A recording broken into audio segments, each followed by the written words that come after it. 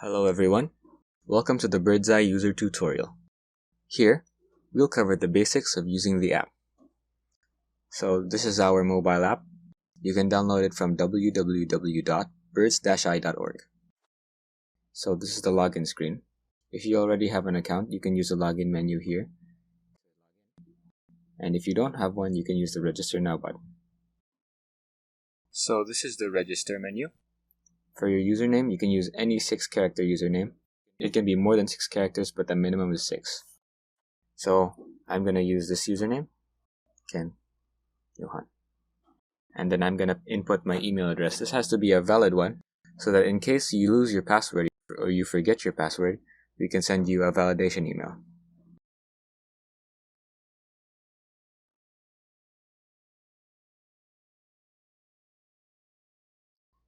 So for your password, it has to be very secure so people can't log into your account. So we suggest using different numbers, letters, and symbols to make it difficult to crack.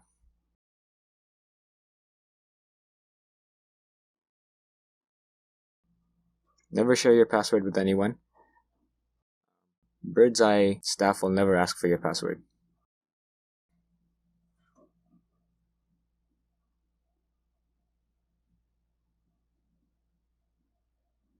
So once you've registered, you can use the account you've just registered to log in.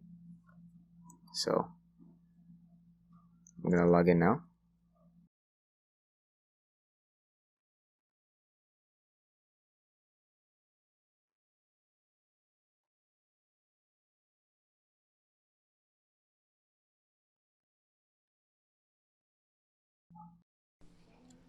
Right away, the first thing you see is a QR code. This QR code uniquely identifies you and can be scanned by authorized personnel to view your status. BirdsEye highly encourages our users to add the places that they've been to for the past 3 months to pull an accurate tracing. Once you're logged into your account, click on the menu on the top left corner of the screen and then navigate to My Visited Places.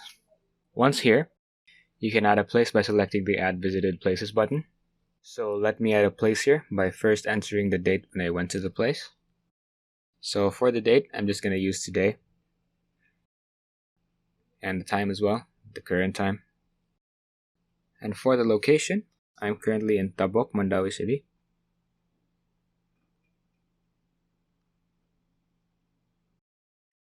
Always use the autofill suggestion, because that's how you get the most accurate place reading. Click Submit. And it should be added to your visited places. So when you visit somewhere and authorized personnel scan your QR code, you won't have to add that visit. Now, aside from tracking the locations you've been to, the app also tracks the vehicles that you've used, especially public transportation. To open this menu, tap on the button on the top left corner of your screen and hit My Rides. When you're about to enter a public vehicle, authorized personnel will scan your QR code. The details of your travel and the vehicle will be added to your My Rides page. Important details included will be the vehicle code, like plate numbers or a flight number, date, the point of origin and your destination, as well as the vehicle status. So let's try adding a previous ride here. As you can see, I already have a previous one, but let's add another one.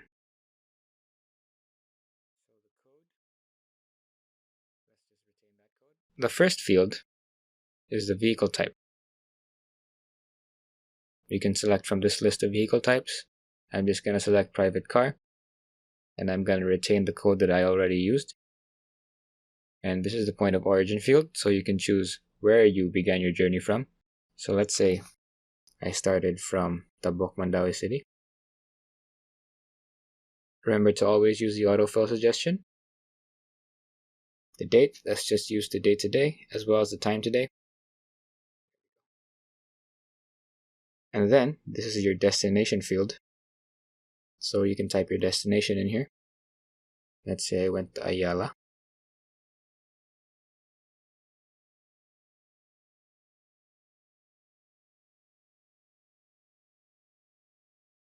Now, if you don't find the place that you want to choose at the top of the list, you can always scroll down and look for it there.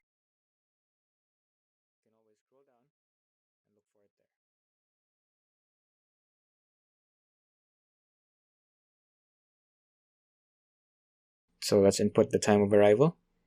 Let's say we arrived 30 minutes later.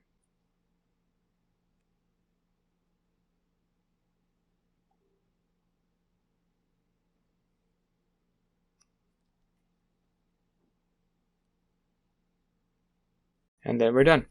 We can press submit.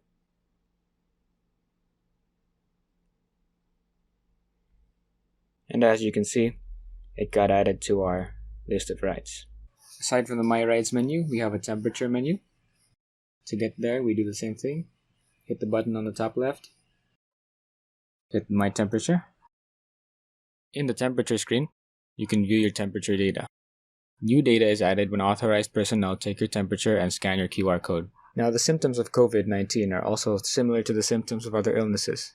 To help with keeping track of the health of our users, you can report symptoms you're feeling in the app. You can go to the Symptoms Reporting menu, accessed by pressing the top left button and going to Symptoms Reporting. Now, in this menu, we press the Report Symptoms button. This menu will pop up. So in the first field, you can select which date your symptoms started. So let's say mine happened last Friday. Okay. And let's say I had cough and colds. And here are other details like what your temperature was. So let's say I had a 38-degree temperature. And let's submit that. So as you can see, it got added to our list of symptoms.